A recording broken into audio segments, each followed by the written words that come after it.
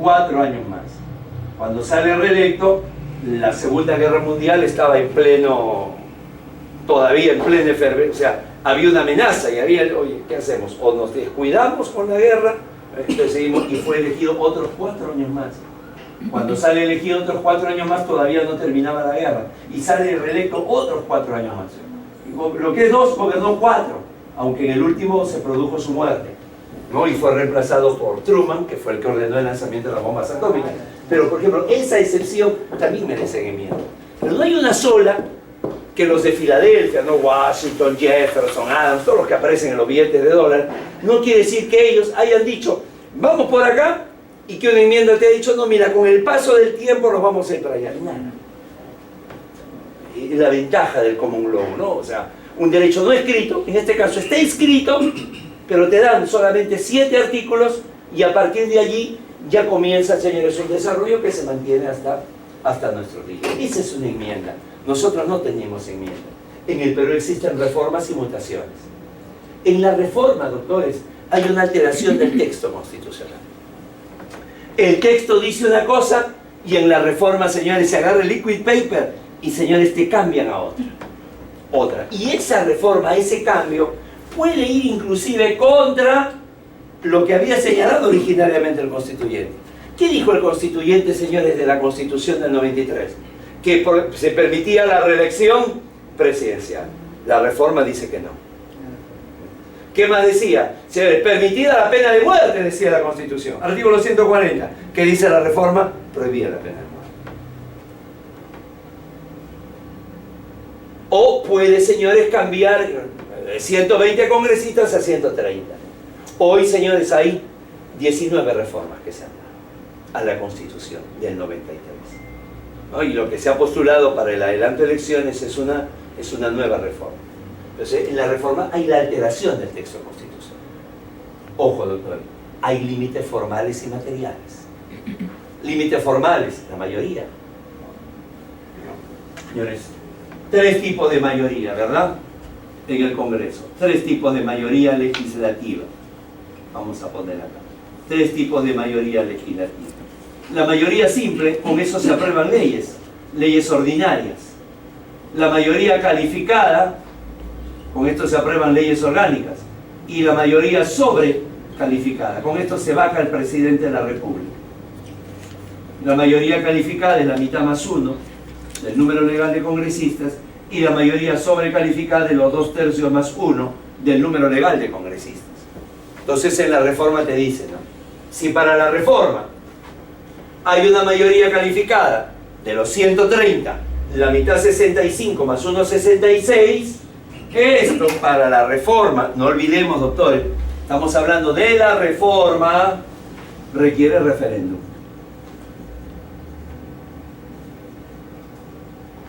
Hay que consultar a la ciudadanía. ¿Correcto? Hay que consultar a la ciudadanía. Bien. Y en cambio, si hay mayoría sobrecalificada, los 2/3 más 1, 88, si hay mayoría, ya no hay referéndum.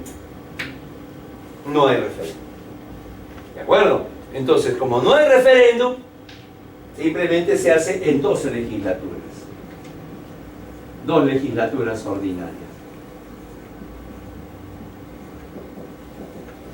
En otras palabras, doctores, las reformas, doctores, se permiten en las llamadas constituciones rígidas, como la nuestra.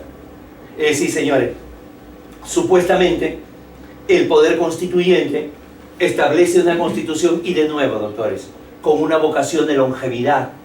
Entonces, para que no quede al azar de las mayorías que se vayan dando en la sucesión de gobiernos, el que se haga una reforma, doctores, es bastante difícil.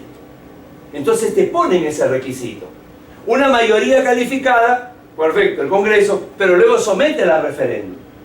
O la mayoría sobrecalificada, ya 88 de 130, doctores, ni hablar, pero en 2 legislaturas ordinarias. Por eso, doctores, cuando se dan estos pedidos digamos, de reforma constitucional, y casi se ve, ¿no? Hay quienes lo interpretan de manera distinta, pero cuando se ve casi como una exigencia del presidente de la República, o sea, Políticamente puede tener razón, no puede. Jurídicamente no, doctor. Jurídicamente no, porque es una constitución rígida. Justamente la reforma tiene que ser, doctor, en la excepción de la excepción. Tiene que ser una necesidad para que esto se dé. Por eso son rígidos, para que no se reforme así nada más. Por eso te ponen, estos son los límites formales. ¿Cuáles son los límites materiales? Señores, hay cosas que son innegociables. Son las llamadas cláusulas pétreas. Nosotros no las tenemos. Pero, por ejemplo, señores, ¿no? Viene la Segunda Guerra Mundial y los grandes derrotados de Europa, Italia y Alemania. Son los primeros que tienen una nueva constitución. Italia la del 47, Alemania la del 49, y los dos ponen una cláusula pétrea. No más gobiernos totalitarios. Una república por los siglos de los siglos. Amén. Esa es una cláusula pétrea. Entonces, doctores, no puede haber una reforma que te reduzca derechos fundamentales. No puede haber una reforma que atente contra la dignidad humana. No puede haber una reforma que atente contra los dogmas o los principios constitucionales. La separación de poderes, la supremacía legislativa. No puede. Esos son los límites que hay. Y ojo, señores, a pesar que el artículo 32 de la Constitución, me dice, ¿no? Se podrán someter a referéndum la reforma total o parcial de la Constitución. Señores, nunca puede ser total. Por lógica, ¿no? Esto no es que, no, pero doctor, usted opina que no, o sea, señores, no es una cuestión de opinión, a ustedes no les interesa mi opinión. En el examen no te van a preguntar la opinión, pero sencillamente, si esto a mí me pregunta, doctor, usted puede hacer acá una reforma, puede pedirte agua, o sea, si usted puede cambiarla, puede pedir agua sin gas, puede pedir agua con gas, ¿correcto? Puede pedir una spray porque tiene el mismo color, puede pedir una 7-Up de la línea Pepsi, pero siempre tiene que ser transparente. No, yo quiero Coca-Cola. Esto, señores, se acabó. La reforma, doctores, es... El doctor es propietario de esto. Esto de acá era el altillo. No, nada de esto había. Este altillo se ha hecho para que se pueda ver. Yo puedo reformar esto. Aquí al costado, señores, la biblioteca. Puedo tumbar la pared y hacer la biblioteca con el salón del fondo. Puedo variar. Esto se ha hecho una sala de debate. Pero jamás, doctores, lo que puedo hacer es tumbarlo todo y levantar un nuevo centro. No puedo, porque no es mío. Señores, la reforma total es que el Congreso pueda hacer la labor de poder constituyente. Esto es imposible. ¿Por qué dirá la reforma total o parcial, señores? Lo dice textualmente, pero doctores, es imposible. Una reforma, el mismo nombre, doctores, lo dice. Reforma, un cambio en la forma. No puede cambiar totalmente la Constitución. Siempre va a ser así. Y lo que hay, doctor, sí. En el 2002 lo hicieron, pero como se dieron cuenta, lo dejaron publicado el Congreso. Hicieron una reforma total de la Constitución en el Congreso del 2001 al 2006. Ya. En el 2002 se presentó el proyecto aprobado, pero luego se dieron cuenta de que fueron un poder cumpliente originario y no derivado, y por eso lo dejaron ahí. Todos los 206 artículos cambiados. Se quedó en proyecto. Se quedó en proyecto, publicado por el Congreso. Un proyecto de reforma total de la Constitución, total. Con 256 artículos. Más artículos. Más artículos, es total de la Constitución. Quería refundar la República a partir del 2001. Bueno, al final se dieron cuenta que ahí quedó. Eso en el Congreso, el presidente era Toledo. 2001-2006 el Congreso. Señores, y luego vienen, gracias por la información, y luego vienen las mutaciones constitucionales. Miren qué curioso, doctor. Acá el texto permanece intacto. En la reforma tú te das cuenta porque se altera el texto.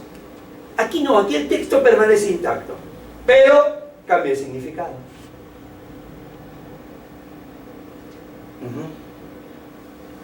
Señores, tú lees en la Constitución, artículo 2º, inciso 1, ¿no? El Estado protege el derecho a la vida. Y luego, señores, por una sentencia, el Tribunal Constitucional aprueba la eutanasia. El homicidio por piedad, la muerte por piedad, aprueba la eutanasia. Estos señores. Sigue diciendo el derecho a la vida, pero la interpretación es otra. Hay formas, doctor.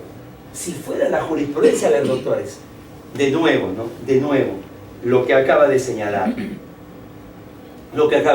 Bruno, ¿no? O sea, no es un poder constituyente originario, es un poder constituyente derivado, puede ser solamente algunos cambios, nada más. No es mío, pero señores, lo hace la jurisprudencia, se puede hacer de otra forma.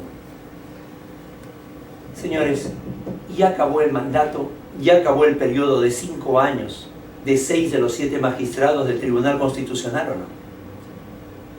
Y siguen ejecutando. Esas sentencias, doctores, en rigor de derecho serían nulas y tendrían que devolver no solamente lo que cobran, el auto que utilizan, la seguridad que tienen. La Constitución demanda 5 años, pero no solamente son los únicos. Lo mismo ha pasado con el defensor del pueblo interino. Ha llegado un momento en que el defensor del pueblo interino ha estado más de los 5 años, el interino.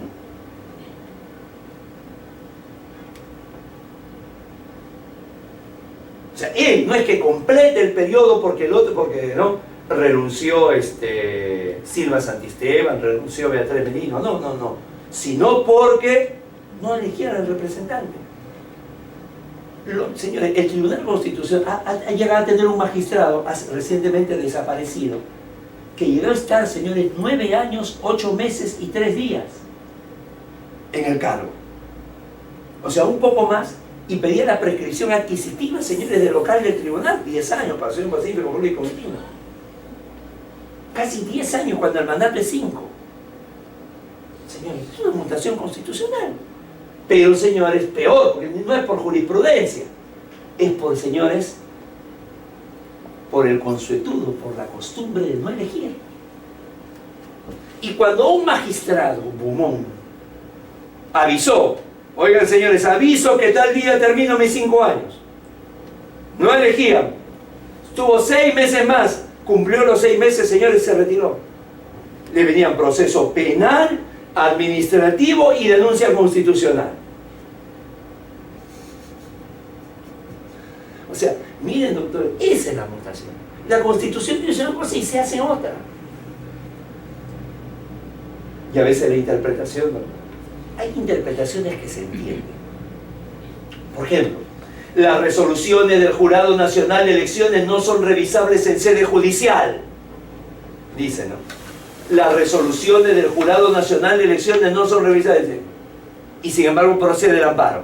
¿Por qué? Porque te dicen, hay que concordarlo con el artículo 2 que te dice derecho fundamental. Entonces tú puedes interpretar, muy bien, las resoluciones del Jurado Nacional de Elecciones no son revisables en sede judicial siempre y cuando no vulneren derechos fundamentales. Pero hay otras cosas, como por ejemplo, doctores, la ratificación de magistrados. ¿Qué te dice, no? El magistrado que no sea ratificado no podrá reingresar a la carrera judicial. ¿Y qué ha interpretado el tribunal? Yo le hubiera dicho un ratito. La ratificación no es una sanción, efectivamente no es una sanción. La confianza que se le dé en el nombramiento se le retira. Pero la destitución sí es una sanción, y en la destitución no dice nada. O sea, no dice que no debe reingresar. Y en vez de interpretar, oye, si por la ratificación no puede reingresar, que no es una sanción, por la destitución no debe aparecerse en 40 kilómetros a la redonda. No, ¿qué interpreta el tribunal? Como no dice nada en la destitución, entonces se interpreta que en la ratificación sí puede reingresar a la carrera judicial. La Constitución te dice, esto es agua sin gas, ¿sí? Y el tribunal te dice, esta es cerveza cusqueña de trigo. Y no me digan que eso es interpretable, porque eso es una regla, eso no es un principio. Eso no es como el derecho al trabajo, entonces yo lo puedo interpretar. No, este es un principio. El magistrado, el supuesto de hecho, el magistrado que no sea ratificado. ¿Cuál es la consecuencia jurídica? Que no reingresa a la carrera judicial, a la magistratura. Y el tribunal opina lo mismo. Esa es una mutación inconstitucional, desde mi punto de vista. La Constitución es clara. Ahora, alguien me diga, oiga doctor, yo postulé, me nombraron magistrado, me confié, me relajé, no me ratificaron, y luego he aprendido, puedo volver a postular. Perfecto, que es legítimo, pero habría que reformar primero la Constitución. Mientras te dice, y a raíz que el tribunal ha dado eso, Yo he visto, señores, que ha habido magistrados que no han sido ratificados, que luego han vuelto a postular. Luego han vuelto a postular. Y he visto, señores, entre los pares, que hay gente que no, o sea, la consigna era no nombrar. Cuando, señores, quieras o no, es una resolución del Tribunal Constitucional. Es como el curso del PROFA. Ustedes, tal como está ahora, pueden postular a ser jueces sin haber llevado el curso del PROFA. Un absurdo, un absurdo. Es como si a mí me dan el brevete y después voy a dar mi examen en el Turing, en Conchan. Después todavía. No, primero hay que llevar el curso. Porque una vez que eres nombrado juez, claro, no ocupas el cargo, pero tienes que hacer el curso del PROFA. ¿Cómo te van a desaprobar si has sido nombrado juez? Eso lo dijo el Tribunal Constitucional.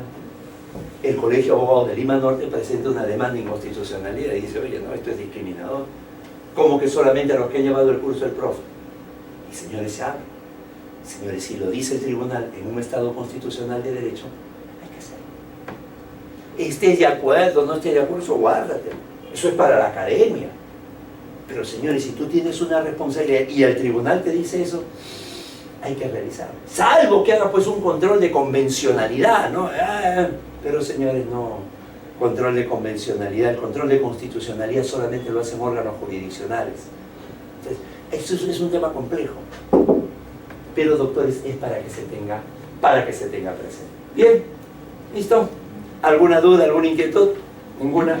Bien, nos despedimos de los amigos que nos han seguido por el Facebook, porque luego ya tenemos aquí el simulacro que ya no va a ser transmitido, y más bien sí continuamos con los docentes, con los doctores que nos siguen virtualmente, porque a ellos también les va a llegar el examen. Pero antes había una inquietud, por favor. Disculpe, con respecto a la autonomía procesal. Muy bien. El Tribunal Constitucional entonces sí legisla. Legisla, claro. Exactamente, mediante su jurisprudencia, ¿no? Crea instituciones.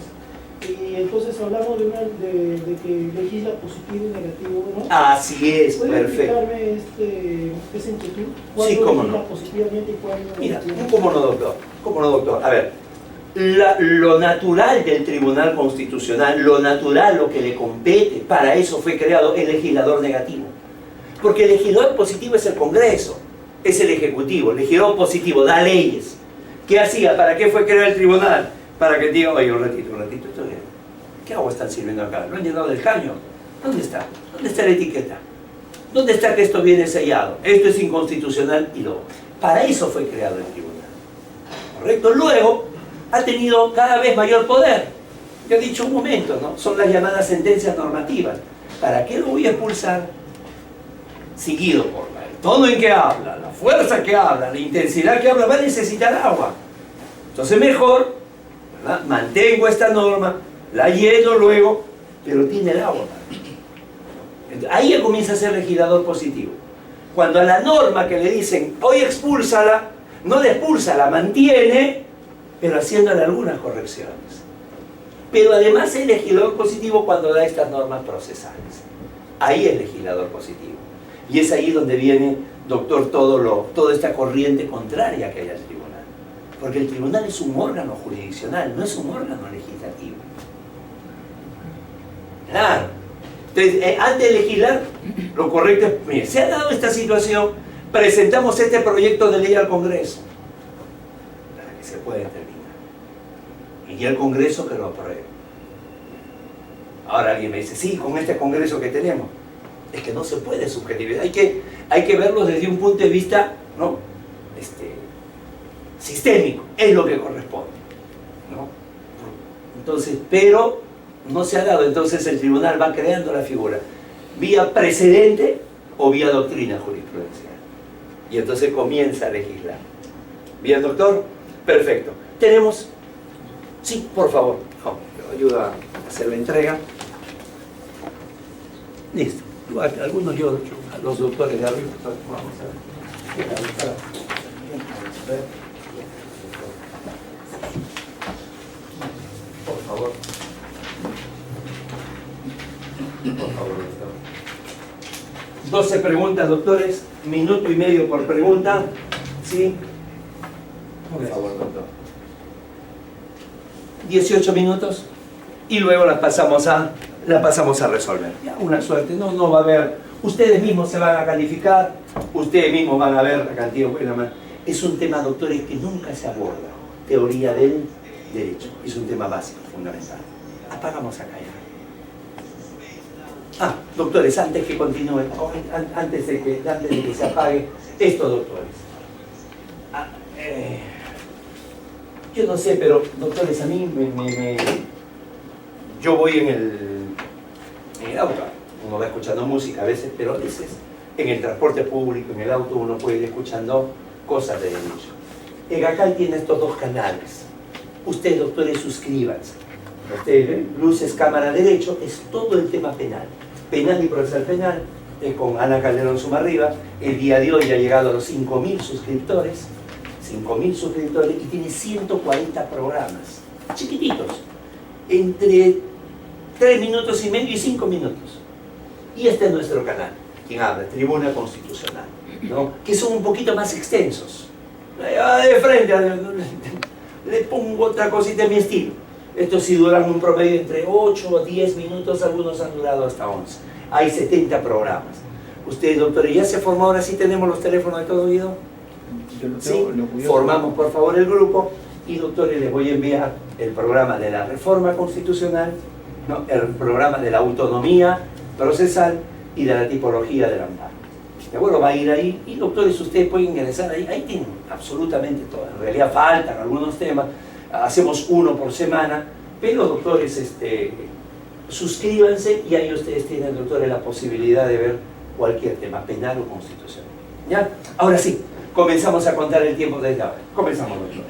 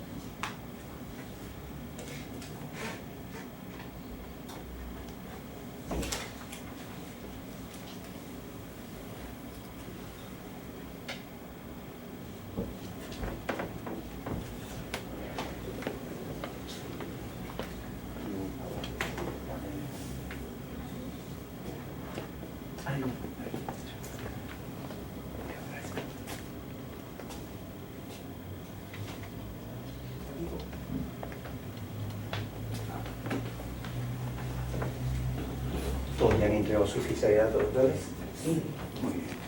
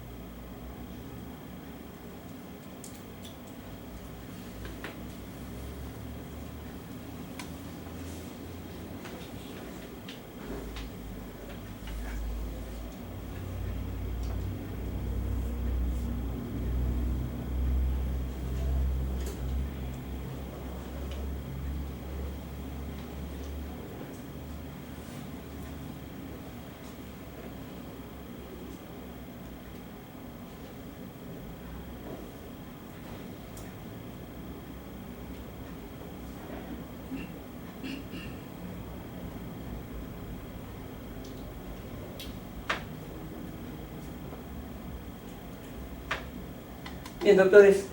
Sí, hasta donde hayamos llegado. Ya cada uno se evalúa.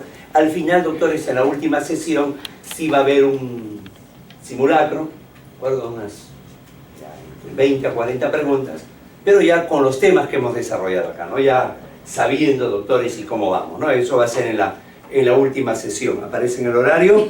Sí, sí, nos vemos, Dios mediante, el viernes 13 de septiembre, ¿no? La garantía constitucional, la vemos, y luego, doctores, toda la segunda parte con la referencia al simulacro. Atención, atención, doctores. Estos temas relacionados a la teoría general del derecho, doctores, tienen que ver fundamentalmente con la norma jurídica, perdón, tienen que ver con la norma jurídica y tienen que ver con la norma jurídica no está colgando sola, sino fundamentalmente está dentro, ¿no?, dentro de un conjunto de normas, a lo que se ha dado el nombre de ordenamiento jurídico, justamente porque lo que se quiere es eso, ¿no?, que esté. Entonces una norma es como si fuera un libro en una biblioteca. Y a veces cuando vemos, muchas veces contemplamos la fotografía de algún jurista, digamos, que está ahí, siempre al fondo tiene una biblioteca. Y la biblioteca, todos los libros son del mismo grosor. Y todos los libros son del mismo tamaño. Y están ordenaditos. No parece que no faltara ninguno. Seguramente si nos acercamos, están con el olor a imprenta, que a veces no suplanta algún psicotrópico. Pero, doctores, en la práctica el ordenamiento jurídico no es eso. El ordenamiento jurídico seguramente es una biblioteca, pero encontramos un libro desfasado, encontramos un libro desordenado, aquí falta un libro, encontramos un libro superpuesto, encontramos, señores, algún libro descosido. Ese es el ordenamiento jurídico. O sea, esa famosa biblioteca que todos vemos, señores, y que es la imagen, es el objetivo. Pero en la realidad, no. O sea, por ello, el ordenamiento jurídico, doctores, está llamado a tener, básicamente, está llamado a tener 4 características que son fundamentales, ¿no? Y que, insisto, muchas veces en ese ordenamiento jurídico, doctores, podemos encontrarlas o no. La primera de ellas es la unidad. La primera de ellas, doctores, es la unidad. Esto, doctores, tiene que haber un vaso comunicante, tiene que haber en medio de todos los cables que establecen todo el cableado, la estructura. Al final tiene que llegar un cable a la Constitución, ¿verdad? Y esa Constitución es donde, doctores, tiene que haber esa plenitud, tiene que ver, doctores, esa plenitud que exista entre la Constitución, que a su vez ha sido creada por un poder constituyente, las leyes, los decretos o también reglamentos y por último las resoluciones que se den. Tiene que haber una unidad. Tiene que haber una unidad. Muchas veces, doctores, ¿cuáles son los elementos? Vamos a colocar con rojo. ¿Cuáles son los elementos que conspiran contra esa unidad? Por ejemplo, doctores, las normas de consuetudo. ¿No? Consuetudo es la costumbre. Esto en un país, doctores, multicultural, multilingüe como el Perú se da. Otro que atenta, que es, digamos, la hermana gemela de las normas de consuetudo, son las normas de desuetudo. Aquellas que están reguladas, pero no tienen vigencia. El desuetudo es el desuso. Eso atenta contra la unidad. ¿Qué más atenta contra la unidad? Señores, atenta contra la unidad el soft law. El soft law es el derecho blando. Son normas jurídicas, pero que no tienen la capacidad de la coerción. Son eminentemente declarativas nada más. Eminentemente declarativas, ¿no? Son ahí, doctores, las directivas que da la Defensoría del Pueblo, por ejemplo. Señala, pero no hay la posibilidad de la coerción. Entonces, allí como se establece, sobre todo para el derecho internacional. Esa es la unidad que se le exige, ¿verdad? Luego, otra característica que se le exige, señores, al ordenamiento jurídico, otra característica que se le exige, la unidad de la coherencia. La coherencia. Y aquí, ¿cuál es el riesgo, señores? En la coherencia, ¿cuál es el riesgo? En la coherencia señala pues que todas las normas, señores, no estén concatenadas. Esta es la norma A que apunta hacia allá, ¿no? Luego la norma B también apunta hacia allá. La norma C apunta hacia allá. Y entonces se va sumando. En rojo, como siempre, vamos a colocar cuál es el riesgo, cuál viene a ser, si quieren ustedes, la patología, la enfermedad, cuando no existe coherencia. Es decir, acá hay una norma A que señala que nos vamos para acá, y acá hay una norma B que señala que nos vamos para el lado contrario. A este fenómeno se llama antinomia. A ese fenómeno se llama antinomia. Que es posible, doctores, en medio de un ordenamiento jurídico como el nuestro, ¿no? Sale aquella ley que modifica el Código Civil sobre la capacidad, la discapacidad, y sale, señores,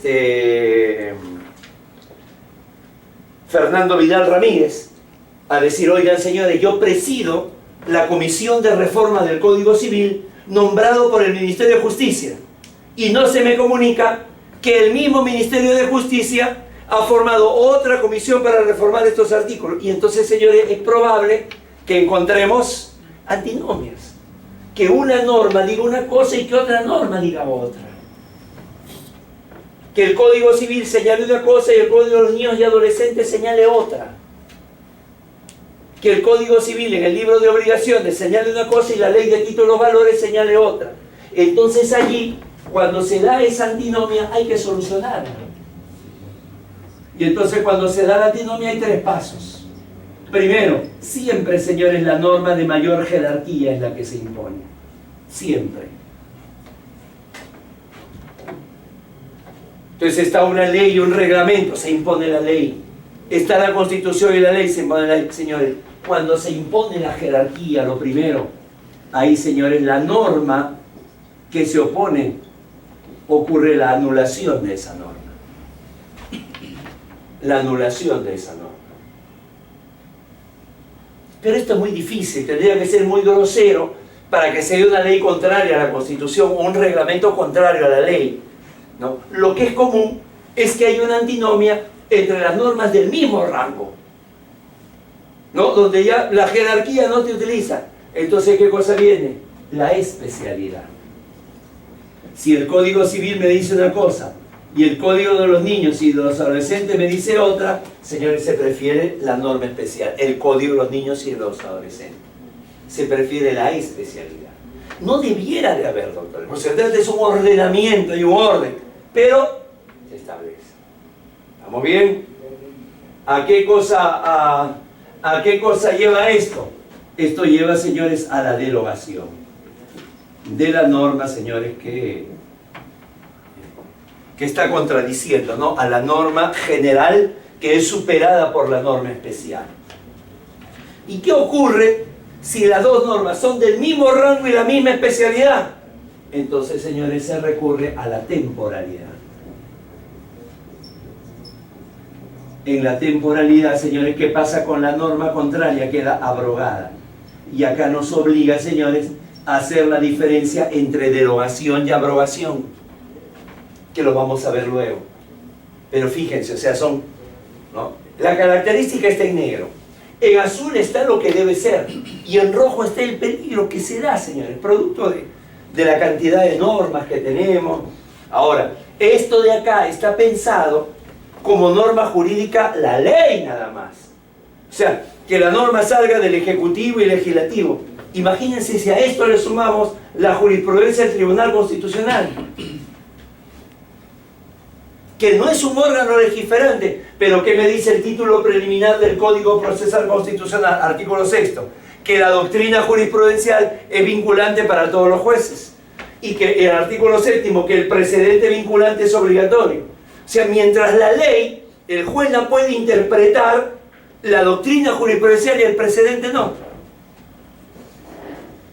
No se ha presentado, doctores, pero imaginémonos el caso en que la ley dice una cosa y el precedente dice otra. Una antinomia entre la ley y el precedente. ¿Cuál se prefiere? Repito, no se ha dado. No, hasta ahora hemos sido, si se quiere, muy una suerte de obediencia, sumisión, pónganle el término que quieran con respecto al presente. Pero si sale una ley contraria al presente, ¿a quién cree que se prefiere? ¿Ah? Debiera ser la ley, porque viene de un órgano legislante, poder legislativo. Pero señores, pregunto, ¿hay amparo contra leyes o no? ¿O amparo contra leyes? ¿Hay o no hay? O sea, ¿un amparo puede matar una ley o no? ¿Hay amparo contra precedente? Nunca. Señores, ¿el poder legislativo tiene capacidad de derogación o no? Sí. ¿Puede derogar una ley? Sí. ¿Puede derogar un precedente? Jamás.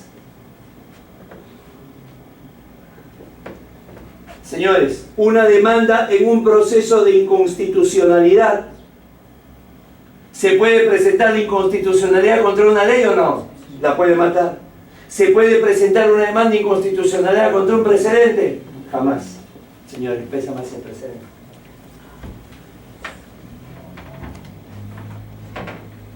Y eso de allí, doctores, es inseguridad jurídica. O sea, ¿en qué se basa la seguridad jurídica, ¿verdad? Por ejemplo, ustedes tienen una pregunta relacionada a que la norma debe ser publicada en el diario El Peruano. ¿Correcto? No es por la publicidad. Quien ha marcado publicidad no es que esté mal, pero se ha quedado en lo específico. La razón es la seguridad jurídica, es mucho más abarcativo, mucho más amplio. ¿Correcto? Pero doctores, ¿qué seguridad jurídica hay? Pregunto, ¿las sentencias del Tribunal Constitucional salen publicadas en El Peruano? Y si salen 8 meses después, 1 año después, ¿qué ha dicho el tribunal? ¿Desde cuándo son obligatorias, doctores? ¿Desde cuándo son vinculantes? Desde que salen publicadas en su página web. Pregunto, ¿en todo el país, doctores, hay acceso a internet? En Alemania, doctores, hace 2 años, la jornada de derecho laboral ha hecho que no puede sobrepasar las 36 horas. Y además de ello, ha señalado el derecho al internet como un derecho fundamental de primera generación, porque es el derecho a la información que tú tienes. A nadie puede faltarle internet y no se puede cobrar, pues. El Estado lo tiene que brindar, si lo exige a todos. Aquí ni siquiera en el aeropuerto Jorge Chávez tenemos acceso, señores, gratuito a internet. ¿Ven? Por eso es que se cuestiona el cross-constitucionalismo, el hecho de que en una sentencia diga, como ha dicho el Supremo Tribunal Alemán, porque no obedece. Y señores, miren la inseguridad que genera esto. Ojo, no está entrando acá. Acá es norma, esta es teoría general del derecho, esta es la antigua, ¿no es cierto? Esto es entre leyes nada más. Imagínense si entra ahí la jurisprudencia del tribunal, señores. ¿No? Tercera característica, la plenitud.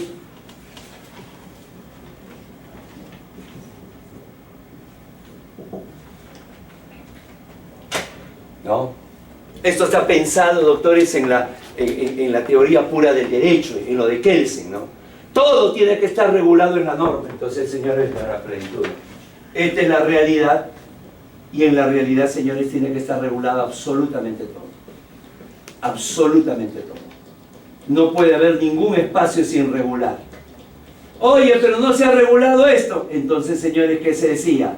Se aplica la analogía. Salvo en los casos del derecho sancionador, derecho administrativo sancionador, derecho penal, allí no.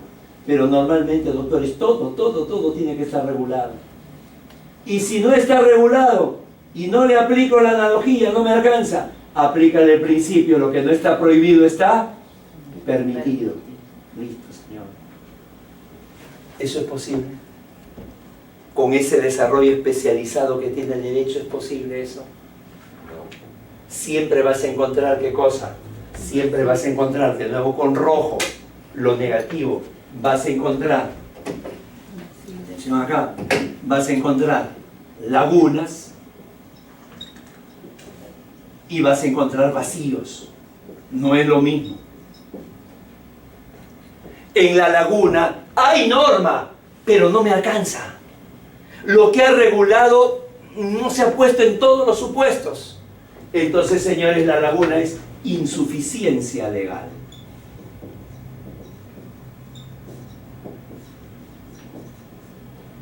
En cambio, el vacío, no hay norma, no me dice nada al respecto. Ahí es inexistencia legal.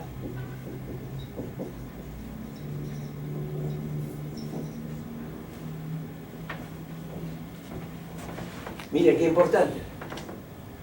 Miren qué importante. Y ahí es donde ingresa. Ahí qué cosa puede haber. Ahí, señores, cuando hay esa laguna y eso vacío, ¿cuál es la solución? La solución es la integración. Integrar significa completar, ¿no? El nombre técnico es integración.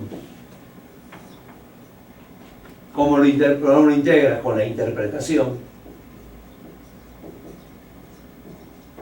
y con la analogía. Ahí está.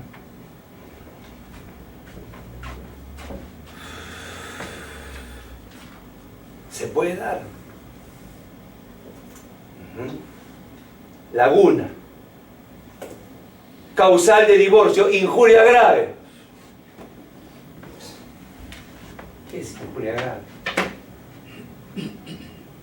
Me dijo impotente, estaba ebrio y me dijo impotente en una fiesta delante de la familia. La familia puede entender. Me dijo prostituta delante de todo. ¿Cuántas personas? Si era en privado, si escuchaba una.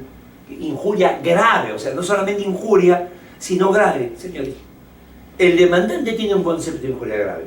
El demandado tiene otro concepto de injuria grave. Y al final van a atender la demanda lo que es injuria grave para el juez. Depende si es juez a juez. Es tan subjetivo.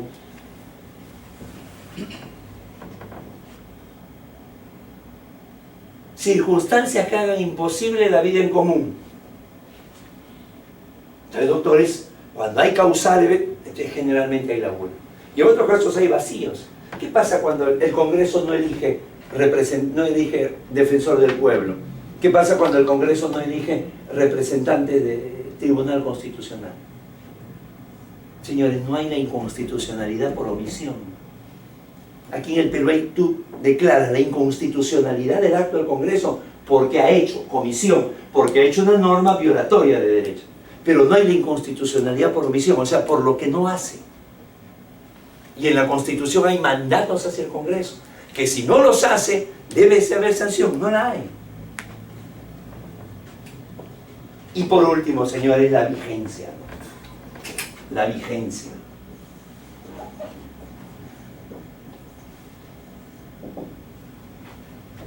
Esto se relaciona con esto, ¿no?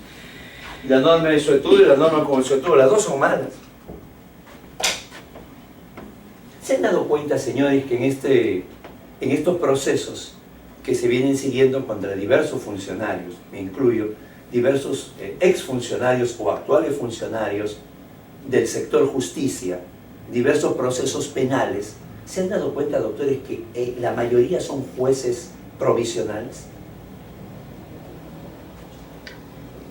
Cuando hay una ley, señores, que te dice, oye, justamente porque necesitan un antejuicio para quitarle la inmunidad, justamente por la responsabilidad que han desempeñado, tienen que ser jueces titulares.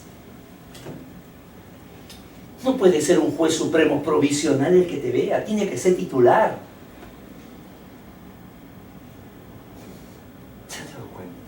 Y más bien, los casos de quienes no han sido autoridades, pero de alguna manera están ligados, son políticos, mediáticos, sí están siendo vistos por titulares. Tiene sentido. Y cuando se hizo la consulta, oigan señores, estos señores no son jueces titulares. Y hay esta ley que te obliga a que sean jueces titulares. No, es que la norma, no, esa ley ya entró en desuso. Como dice mi paisana Magali, ¿what? Señores, ¿una ley se puede derogar por desuso? Si hay una ley que no se usa, señores, sigue vigente. ¿Por qué cosa? Seguridad jurídica. ¿Cómo se va a derogar? Si tú dices, oye, para que nazca, tiene que estar publicada en el diario El Peruano. ¿Cómo se va a derogar por desuso?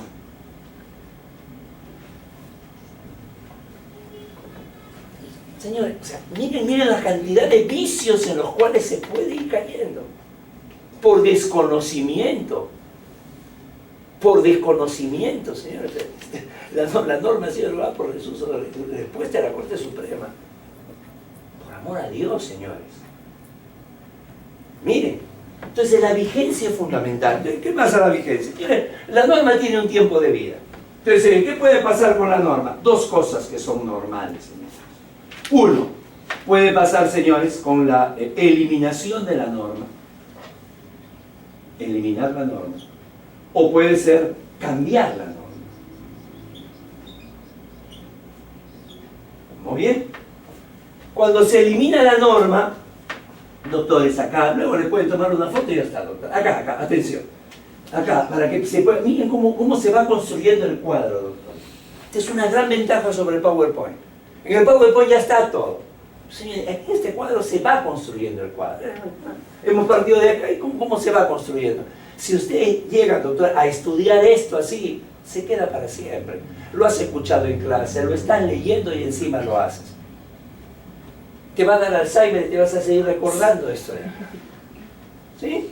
Miren, señores, el examen es a 5 semanas, lo vamos a tener fresco. Miren, en el eliminar, tú puedes eliminar la norma de manera total. O puedes eliminar la norma de manera parcial. Cuando es total, eso se llama abrogar. Cuando es parcial, esto se llama derogar. No es lo mismo. No es lo mismo. Se utilizan como sinónimos. ¿Tú has visto alguna vez que en el diario del peruano con esta norma queda abrogada? No, nunca dice abrogada, siempre dice derogada. Ahora tú anda al examen, cuando un examen oral, y dile al que te está diciendo, señor, ¿el Código Civil ha sido derogado? Sí, señor, el Código Civil ha sido derogado. Te desaprueben el acto, porque tampoco sabe. Claro que ha sido derogado, porque ha sido eliminado de manera parcial. Se ha eliminado todo sobre el ámbito de la capacidad, se ha eliminado todo sobre la prenda, por lo tanto, señores, ha sido derogado. ¿Por qué? Porque ha sido eliminado de manera parcial. Pero cuando una ley suplanta a la otra de manera total, a eso se llama ¿qué? Abrogar. Y la norma es eliminada. Tiene que ver con toda la norma o parte de la norma. Y otra cosa es que se cambie. Porque, señores, cuando aquí, señores, son eliminados algunos artículos y acá son eliminados todos. En el cambio, el artículo subsiste. Pero se puede cambiar de manera parcial o se puede cambiar de manera total. Pero el artículo vive. ¿Correcto? Tú tienes una norma penal. El homicidio de 6 a 25 años. Pero, señores, se viene dando con frecuencia. No. Va a ser de 10 a 30. Ya, se ha cambiado de manera. ¿No? Todo el tipo penal, el que matare, todo permanece. Lo único que ha cambiado es la pena. Señores, a eso de allí se llama modificación. No, ahora se ha cambiado todo el tipo. Todo el tipo ha variado. Desde todo se ha dado una nueva concepción a eso. Entonces ha sacado todo el artículo, lo ha vaciado de contenido, pero manteniéndose el artículo lo redacta de nuevo. A eso se llama sustitución.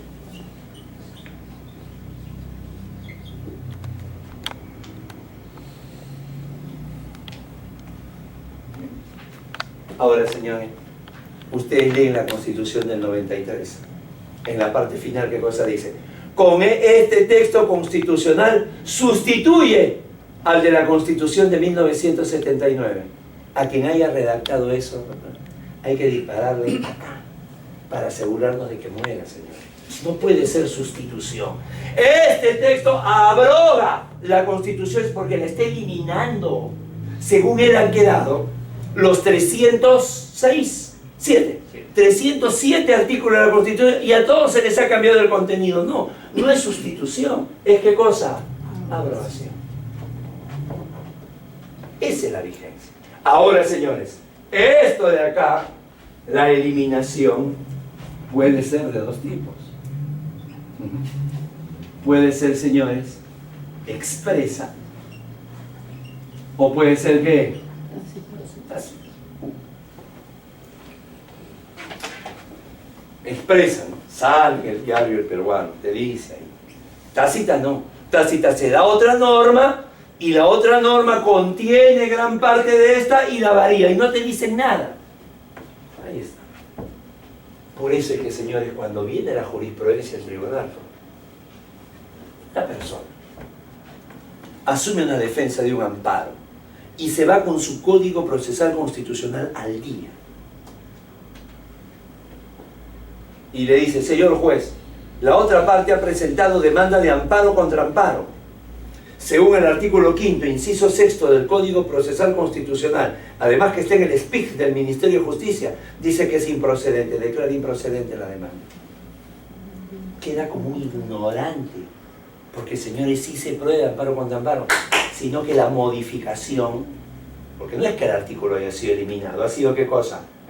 La modificación del artículo, señores, es vía jurisprudencia. Y no hay un solo código que te coloque, esto dijo la jurisprudencia, te colocan lo que dice la norma nada más.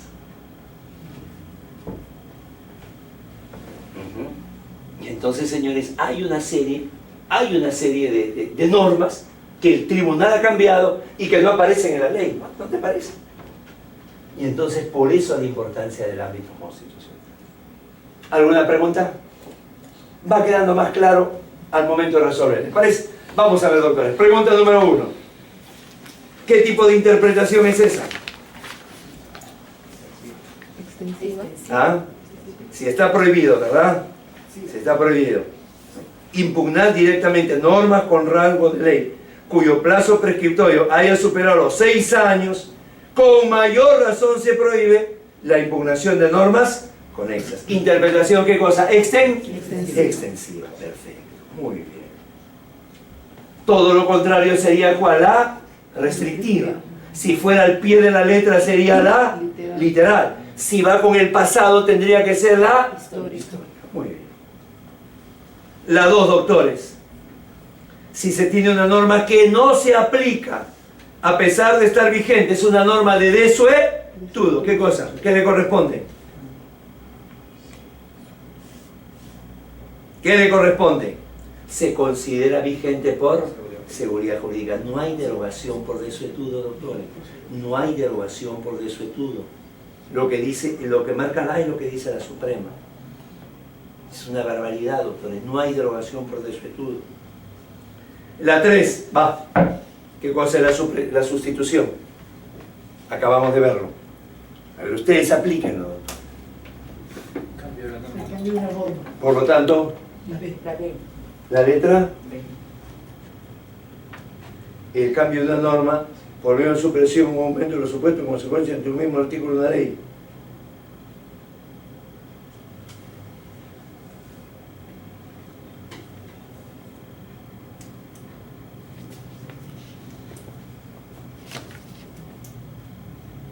Perfecto, muy bien.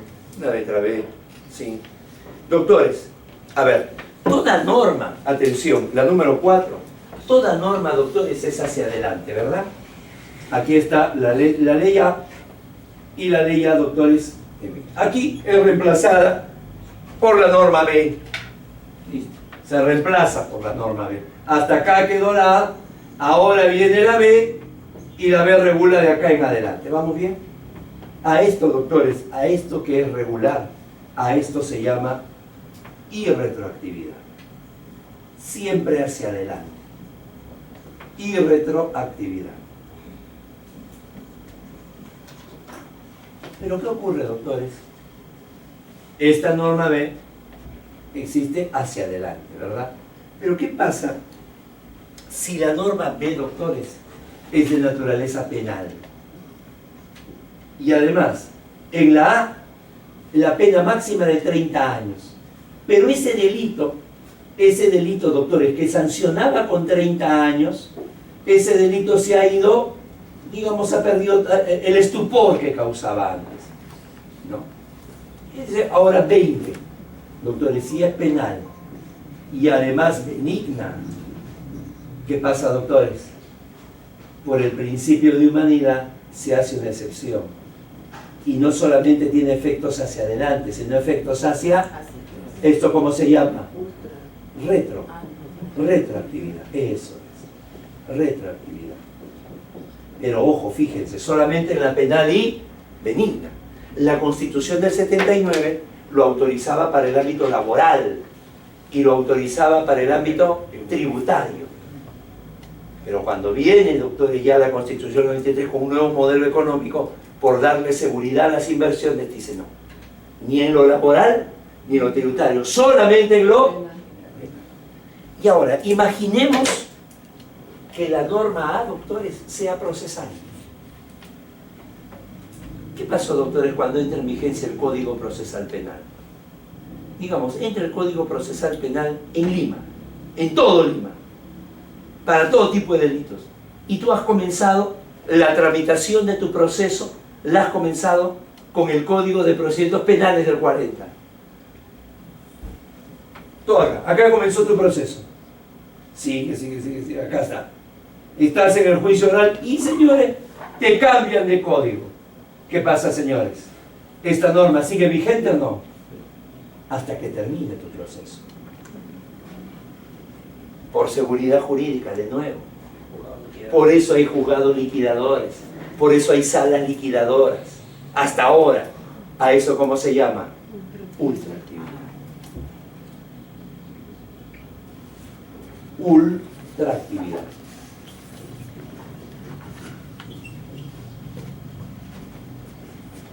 Doctores, son conceptos, como su nombre lo indica, teoría del derecho.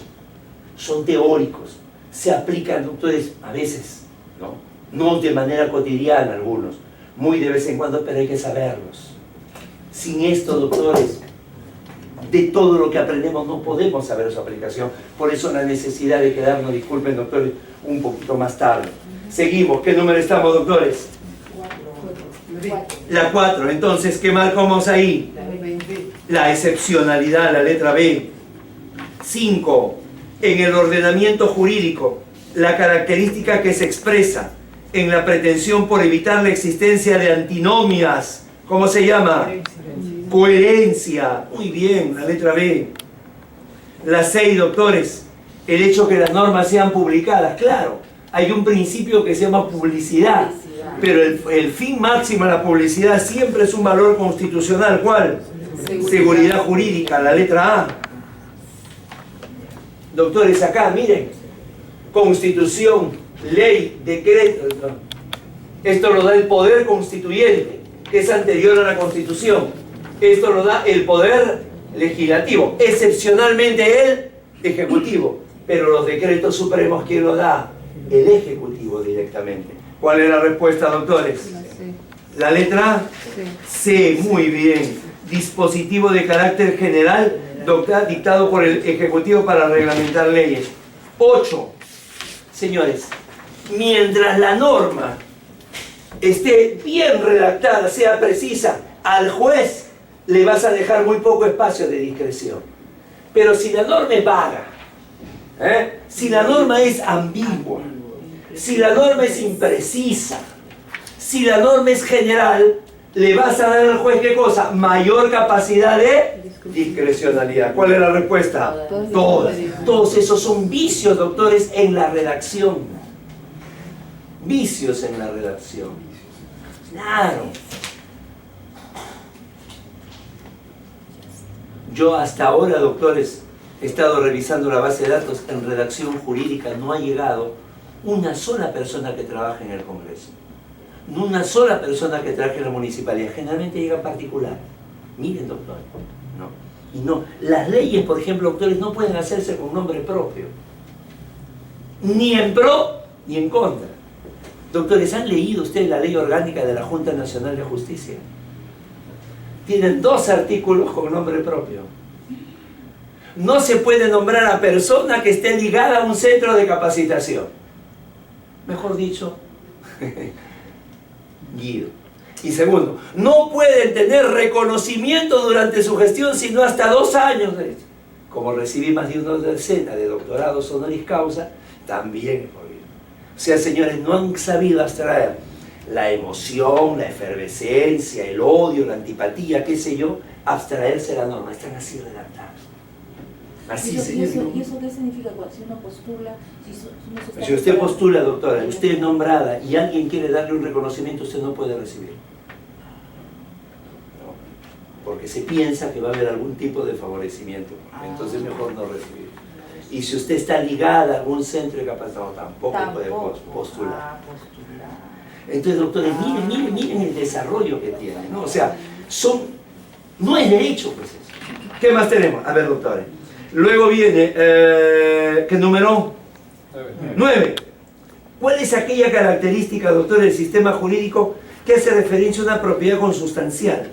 Por lo que siempre se encuentra, el ordenamiento jurídico siempre va a encontrar mecanismos para resolver cualquier conflicto. ¿Cómo se llama? Plenitud. Plenitud. Plenitud. A ver, doctor, en la 10, el objeto regulado por una ley vieja es incompatible por la efectuada por la ley nueva, o cuando la materia de aquella es regulada íntegramente por la... íntegramente, ¿cómo se llama? Abrogación. Abrogación, pero no lo dice de manera expresa. ¿Qué cosa es? Tácita. No basta con abrogación, doctores, ¿no? Era abrogación tácita. Así va a ser su examen, doctor. Claro, no de este nivel, mucho más fácil. Pero, doctores, así va a ser, ¿no? Ustedes se ríen ahora, doctores. Lo mismo me decían en el tema de la magia, lo mismo. Ya, uno lo dice en forma de broma, pero al final, doctor, es así. Es así, ¿no? Son preguntas de mucha exigencia. Lo que pasa, doctores, es que lo hemos visto acá la teoría, ¿no? Pero ustedes en su momento, yo me imagino, oye, esto de acá, desempolvar el tema, teoría general de derecho. 11ª, penúltima. La declaración de voluntad constituye una norma jurídica obligatoria y no una mera declaración u opinión. Es un acto jurídico en el cual el sujeto expresa algo que esté en su pensamiento y que esté encaminado a la producción de efecto jurídico. Señores, la declaración de voluntad es una norma jurídica. ¿De acuerdo? Por lo tanto, señores, me piden, ¿no es cierto? ¿Qué me están preguntando? Su validez se ampara en alguna de las siguientes normas. En todas, doctor. En todas se va. En todas. Entonces, doctores, miren, ustedes ya tienen ahí 3 normas del Código Civil que te hablan sobre la validez de la voluntad. Tendrías que romper, pues, la razonabilidad, la proporcionalidad para que sea inconstitucional. Si no, tu voluntad es norma. Como la sentencia que ustedes, que van a aprobar el examen, que van a ser jueces, doctores, su sentencia es norma. Lo que pasa es que no es esta norma general, es una norma particular. Tú le pones nombre y apellido. Aquí te dice la norma, ¿no? El acreedor que ve... Tú le vas a poner el acreedor Guido Aguila tiene que cobrarle, ¿no?, al deudor Paulo Fuentes. Es un acto de normación, por eso es un poder del Estado, ¿no? ¿Qué más tenemos? Última, doctores. La última ya es, doctores, la... Poder, claro. Usted dice anterior y todo. Es una definición que hace el Tribunal Constitucional de poder, ¿qué cosa? Constituir. Acá hay 2 espacios vacíos. Y en los dos va la misma palabra, doctor. Sí, claro. Miren qué interesante. Lo ideal hubiera sido poder constituyente guión poder constituyente, para que haya 2. Pero cuando te encuentres con esto, tú ya des cuenta que la misma palabra se repite. Que la misma palabra se repite. ¿Ya? Bien, doctores. Sí, pregunta, por favor. Sí, ¿vaguedad, ambigüedad e imprecisión es lo mismo? No. La ambigüedad es lo más grave. Tú puedes entender una cosa como puedes entender otra. ¿Correcto? ¿No? El divorcio por causal. Primera causal, adulterio. Hay el adulterio negro y el adulterio blanco. El adulterio negro ha tenido que ver acceso carnal. El adulterio blanco no ha tenido que ver. ¿Cuál de los dos se refiere? ¿Te das cuenta? Una norma ambigua, doctor. Ambigua. Luego lo otro es vaguedad e imprecisión, sí son sinónimos. Vaguedad e imprecisión. La norma vaga, la norma imprecisa, la norma general. ¿No? Muy bien, muy bien. Ambigüedad, no, ambigüedad ya es mucho más grave, ¿no? Porque al menos tú en la imprecisión le das un campo, pero lo otro te puede resolver ambas cosas. Bien. ¿Alguna otra consulta? Doctores, los esperamos el día miércoles. Ojo, va a crear Guido, mi tocayo, va a crear, doctores, el grupo por WhatsApp. Ya está creado. Listo. Entonces, doctores, por ahí los 3 programas de Tribuna Constitucional y, doctores, alguna lectura que consideremos relevante o algún cuadro también lo vamos a enviar. ¿De acuerdo? Lo repasan bien, doctores, mañana. Y el miércoles estamos viendo, doctores, todo el ámbito del derecho de familia, sobre todo las modificaciones que han habido, el tema de violencia familiar y pues la constitucionalización del derecho de familia con el doctor Miguel Alegre Urbina, que es un especialista en el tema. La única sesión de familia, ¿de acuerdo? Para que se vayan dando. Listo, doctores, muchísimas gracias. Nuevamente, ¿sí? Gracias, permiso.